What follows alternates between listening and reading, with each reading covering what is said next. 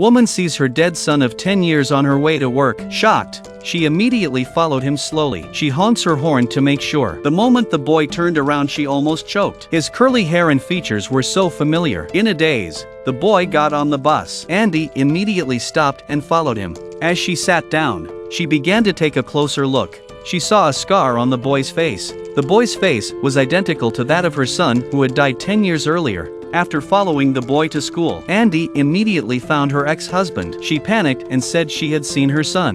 The same hair color, the same pace, and the same eyes. They even had the same scar under the eye. The ex-husband, however, turned away impatiently. He told Andy to accept the reality with a slight anger. The boy was just a resemblance to his son. Andy, on the other hand, was incredibly determined. The police didn't find her son's body after he drowned. When her ex-husband refused to believe her, Andy went to the police to seek help. She said her son had been kidnapped 9 years earlier, and now she found her son's trail. A few moments later, the sheriff brought in the case file. There were no signs of life at the time, but there was also no possibility of homicide. The conclusion was that he had drowned in a tragic accident. Andy again questioned the fact that no body had been found. She asked the police to respond immediately, but the chief of police interrupted Andy. He said perfunctorily that they would discuss the matter further. Seeing that no one would believe her, Andy decided to investigate herself. She went to the boys' school again and waited. When the boy came out,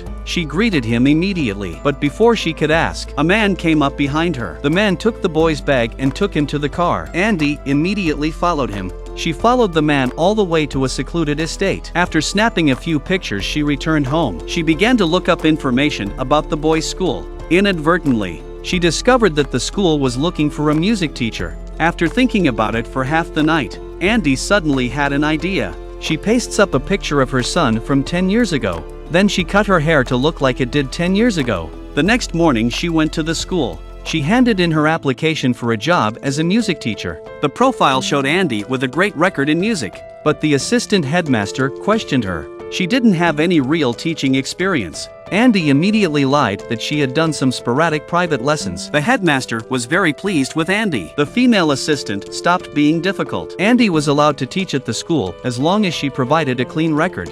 In the evening, Andy was thinking about his next move. Suddenly her ex-husband came to the door. He said that the police had found him today. Andy thought her ex-husband would finally believe her. Instead, her ex-husband just wanted to get it over with. He wanted Andy to stop going crazy. He warned her not to get involved with him again. With that, he turned and left. The next morning, Andy arrives at school. She put up posters for the music club. Turning around, she saw the boy's silhouette. But before she can catch up, the headmaster finds out. She couldn't be at the school until she'd handed in her clean record. Andy had to go along with it and leave. Back at her place of work, she takes on a gardening job with her friend Mary. Just sitting down, Mary says a worker called Tom needs to be let go. She finds out that Tom's work permit is a fake. Andy immediately says she will inform him, but she made Tom an offer not to fire him. She asked Tom to help her contact the people who had forged the documents. The next morning, Andy arrived at the school with the forged certificate of innocence.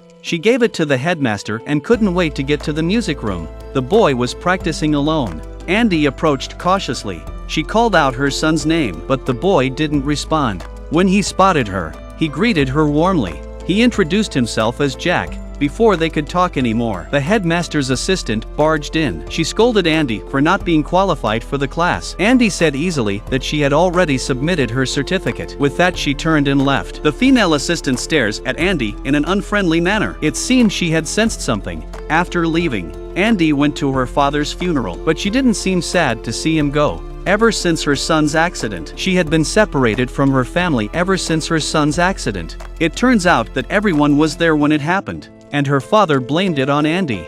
For 10 years, her brother John was the family link. She then came back to school for a parent-teacher conference. As soon as her name was posted, she was called by a man by name. Andy was frozen for a moment. The man was Jack's father, Alan. He said he seemed to have met Andy before. Andy is in a panic and denies it. She said she was a new music teacher. Alan then said that his son had been talking about Andy a lot recently. In response, Andy complimented Jack on his musical talent. She offered to be his tutor. Alan gave Andy an odd look. After a moment of silence, he said no. After thanking her for her love of talent, Alan turned and left. But that night Andy turned up at Jack's door. Alan was a little surprised to see her. Then he looked displeased. And Andy walked in anyway. Alan looked furtively out the door and closed it behind him.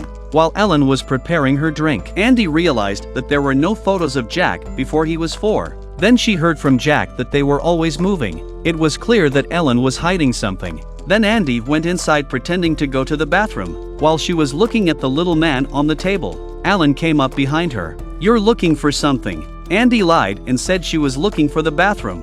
Then Ellen pulled out $30 and gave Andy the order to leave. Andy had to leave.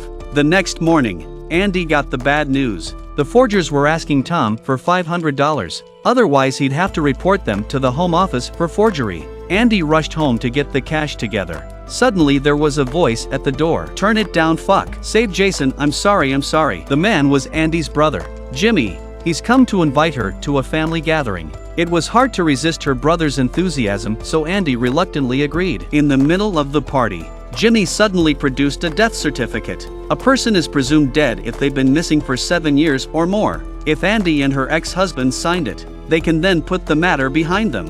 They wouldn't have to live in pain anymore. Andy threw down his glass and angrily headed for the door. While talking to her best friend and ex-husband's current wife, she suddenly remembered that there was a couple in the distance when her son disappeared. She immediately pulls out Alan's photo and asks her best friend to identify him, but she says she doesn't remember either. After a moment's thought, Andy immediately has another plan. She tells her ex-husband that she can sign the certificate, but only if he does one thing for her. She then immediately went to the school and told Jack she could put them in touch with a professional recording studio, but Jack was a bit despondent when he heard. He said that his father had hinted that he wanted to stay away from Andy. Then he said that his father was taking him away for a while. Andy panics when he hears this. Maybe Alan had sensed something. So Andy found out the address of Alan's studio. She then smashed the glass of the studio with a rock. Alan's phone immediately alerted him. He left his training son behind and left. A short time later Andy appeared on the pitch. Jack had got into an argument with a mate. He grabbed his school bag and headed home. Andy rushed after him. He said he could give him a lift. Jack was happy to oblige. When he got home, Andy cleaned up Jack's blood. She then asked Jack what the scars on his face were about, but Jack said he couldn't remember. Andy continues to ask him hopefully if he has any memories of being 2 or 3 years old. Jack struggled to remember,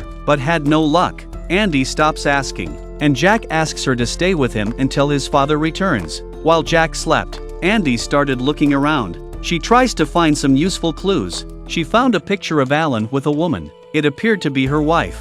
Then she took Jack's toothbrush. Before she could get any more out of it, Alan rushed back. He was furious to see Andy in his house. "Fuck you doing here?" After seeing Jack sleeping peacefully, Alan was relieved. Alan then apologized for his recklessness. Andy then took the opportunity to ask Alan for permission to take Jack to the studio. Alan didn't say yes, but he didn't say no either. The next morning, Jack was excited to tell Andy that his father had agreed to take him to the studio. But before Andy could rejoice, the female assistants show up again. They found out that Andy's clean sheet appeared to be false. She's suspended until it's confirmed. Andy immediately pretended to be sorry. She says she was going to take the kids to record a single. That might even give the school a little boost to its rating. The headmaster immediately changed his mind. He decided to let the matter drop for now. Soon afterwards, Andy took the children to her ex-husband's recording studio. She looked hopefully at her ex-husband as she recorded. She was obviously hoping that he would recognize the boys, but he didn't react at all, even after a brief conversation.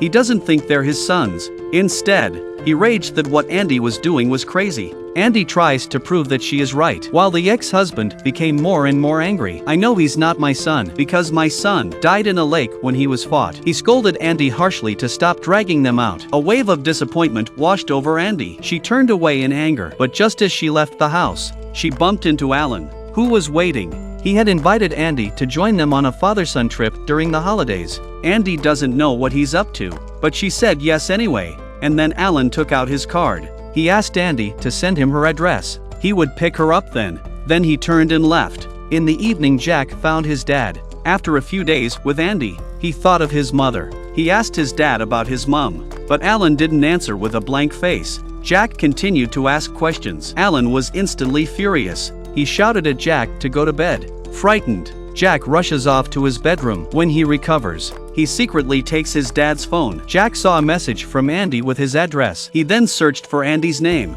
He came up with a story about Andy's son disappearing 10 years ago. Looking at the picture of the child, he seemed to bear some resemblance to himself. Then he packed his bags and sneaked out. He went straight to Andy's place. He hoped to stay at her place for a night. And that's when there was a knock at the door. Jack rushed upstairs. It was the sheriff of the town. He told Andy with an apologetic look on his face. They had decided to stop the investigation of the disappearance altogether. Upstairs, Jack accidentally enters Andy's son's room. It was still in the same condition as before. Looking around the room, Jack is overwhelmed with an inexplicable feeling. When Andy found him, Jack slowly looked up. I'm Tom, aren't I? I'm my mum. Andy had an instant emotional breakdown. Her efforts were not in vain. After calming down, Andy collected Jack's saliva. She was going to have it personally identified. And when the results came back, this was proof that Alan had abducted her son. But they had to get out of here as soon as possible. But Jack didn't have a passport. Naturally, Andy thought of forging it. After Jack double-checked that Alan wouldn't find her missing until tomorrow morning, Andy left Jack at home alone and hurried out. She found the people who had forged the documents again. She got an expedited service for $3,000, which she could get tomorrow. And all the while, on the other side of the room, Alan pushed open Jack's door. He panicked as soon as he realized his son was missing. He was about to call the police when he saw the news that Andy's son was missing. When Andy arrived home, she had all but disappeared from Jack's sight. All she found was a note on the table. Jack was going back to say goodbye to Alan. The next morning, Andy rushed to school, but Jack didn't show up for class. Andy walks out of the school with a heavy heart. Suddenly a car crosses her path. The man in the car was Alan. There was nothing unusual in his expression, and he had come to pick up Andy and Jack for a trip. Andy got into the car with a lot of confusion. Alan said that Jack was waiting at the destination, but the car gradually drove off into the middle of nowhere. The car stops at a deserted building. Sensing danger, Andy takes the opportunity to call his brother, but the voice on the other end was disconnected. It's an awful signal here. Alan proudly describes his designs to Andy. Andy asks him where Jack is, but he doesn't answer until the door was closed. Alan's expression instantly turned fierce. He already knew what had happened last night. He raged at Andy for not trying to steal Jack away from him. Where is he, you think? He's the boy you lost, don't you? Mark, you've convinced him. You're his mother. Andy saw this and scrambled for the door, and Alan had already locked the door behind him. He angrily accused Andy of being mad with grief. With that, he came towards Andy. I'm letting you have mine. She immediately picked up Alan's keys and drove away in his car. Andy went straight to Alan's house. Jack was sitting unharmed on the sofa. She told Jack he had to get out of the house now. The two men then found the gang. They had Jack's forged passport. They hurried to the pier. Andy nervously handed Jack's passport to customs. They passed the inspection with flying colors, but the sea officer told them to go to the next inspection point. He said they needed to do a routine check, and the next thing Andy was arrested. It turns out Alan had already called the police. Andy sat there crying out. No one knows what she's thinking at the moment, and Andy's family had been informed by the police. Jimmy, as a lawyer, understood that Andy was facing kidnapping charges. The mere fact of leaving the country with a forged identity document, the charge would carry a minimum of 10 years in criminal law. Mom was desperate for Jimmy to do something about it, but as a family member, he couldn't defend his sister. And Mom is a little angry. You owe her, Jason. The atmosphere between the two was instantly delicate. Andy confesses everything to the sheriff. The sheriff seems to understand what she's done. They'll be doing DNA tests on all three. The truth would soon be revealed. Then he asked her if Jack had been a willing partner from the beginning. Andy didn't know what to say. By now Ellen was waiting impatiently outside. Until the truth was known, he would not be allowed to see Jack. And Jimmy arrived at the police station. He vowed to get her out as soon as possible. He seemed sure of himself, and Andy was silent for a long time before he said, I just thought if I kept him to myself I wouldn't lose him again. I know I have. Jimmy looked at his sister with some reluctance. He promised he would get her out soon. He then got up and left. On his way out the door he dialed the phone. You need to do something for me. It's urgent. At this point Alan became emotional and questioned the sheriff why he was not allowed to see his son. I am the victim. The sheriff replied indifferently that they were just doing what they were told. Soon the door to Andy's room was thrown open again. The results of her test with Jack were back. Ellen's match with Jack was 0. Andy's match with Jack was 99.65. Andy couldn't believe it. What? Well, it's official. Daniel is Tom.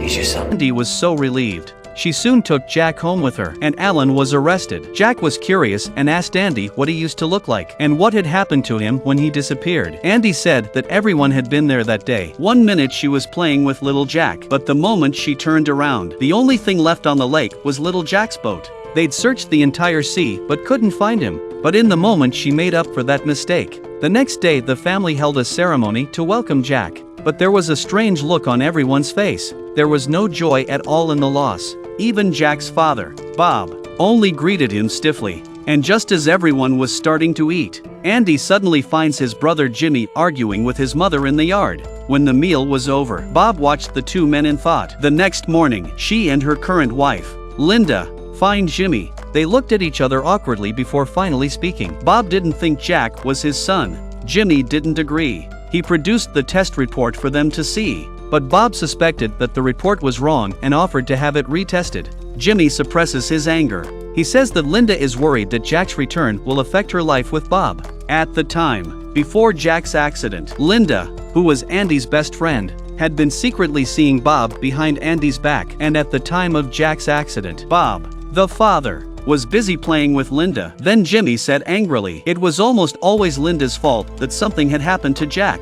Linda was furious. She got up and left with Bob in a huff. As she left, she was adamant that they would definitely do the test again. Jimmy called Andy anxiously. He seems to have something urgent to talk to her about. While Andy was at work, she suddenly received a text message. The results of the sample she had sent for herself and Jack had come back, and the match came back at 0. Andy's head spins. She tries to play it cool. She told Jimmy about the results she'd received, but Jimmy wasn't surprised. He was just a little anxious and told Andy there was no mistaking the police results and that Jack clearly looked like her lost son. Andy suddenly cuts him off. She asks Jimmy to find a way for her to see Alan. She needed to find out what was going on. Hearing this, Jimmy was instantly disturbed, but he doesn't refuse Andy's request. After Andy left, Jimmy called someone in a panic. Then he said he was going to take Jack for a drive. After that, he took Jack for a drive down a back road in the middle of nowhere. As he dealt with Jack's questions, while his expression had turned strange, and Andy was able to meet Alan. Alan made sure Jack was okay and then left. Andy scrambled to his feet. Maybe we can help each other. She asked about Alan's wife. Alan didn't understand why Andy was asking, but seeing her persistence, he went on. Alan said he had told everyone that his wife had died of cancer, but the truth was that she had died of suicide. After giving birth to Jack, his wife began to suffer from mental problems. Finally, one day she ended her life with a rope, and Jack came home from the supermarket and saw it all. The trauma of the stress had left Jack with no memory of his life before he was 4. Hearing this, Andy blamed herself. She didn't know how she could get Ellen to understand. She then told Ellen the whole truth, that she had misidentified Jack and wronged Alan. She then said she would apply to the police for a retest to clear Alan's name. When it was over, she called her best friend. She found out that Jimmy had taken Jack, but when she called Jimmy, Jimmy didn't pick up. Sensing danger, she panicked and contacted her mother. She said that Jimmy had taken Jack. When her mother heard this, she panicked. She rushed to say she might know where they were. At that moment, Jimmy led Jack to a lake. They went straight to a small boat. They soon slid into the middle of the lake. Naive Jack didn't know what was happening. Jimmy's expression suddenly turned fierce. You still haven't worked it out yet, have you? Worked what out? You're not Tom. Turns out the test results the police got were fake. Jimmy had it tampered with. He was just trying to keep Andy out of jail, and Alan was his real dad. It was then that Jack finally realized the danger. Without a word, Jimmy paddled out into the middle of the lake. Soon Andy and his mother arrived. This was the same place where their son had died 10 years earlier. The two men panic and head for the cabin on the lake, but the only person inside was Jimmy. He was lighting the cooker as if nothing had happened. Andy looked around and saw no Jack, so she asks Jimmy out loud where Jack is. But Jimmy pretended he didn't know anything. The mother, who was standing by, finally couldn't stand it. She reveals a shocking secret. It was Jimmy who had killed Andy's son. Jimmy slapped his mother in anger. He grabbed Andy's mobile phone, which he was about to call the police on. Then he lost his temper. He ranted and raved, explaining the situation. The day it happened, their mother was looking after Andy's son. Andy's ex-husband Bob had been whispering to Linda all day, but Andy hadn't noticed what was going on with the two men. Just as Andy turned to pick up something, Bob and Linda took the opportunity to slip into the woods, and the little nephew followed them in. Jimmy saw this and chased after his nephew. He didn't want his nephew to see what Bob was up to. He took him down to the lake, but just as Jimmy turned to answer the phone, the little nephew fell into the lake. By the time he found him, his nephew wasn't breathing. To clear his name, he pushed his nephew's body into the deep end of the lake. Then he pretended he didn't know. The more time passed, the less he could tell the truth. Andy was in tears by this point. She couldn't believe that her mother had kept her brother in the dark for so long. Then she asked what happened to the test report.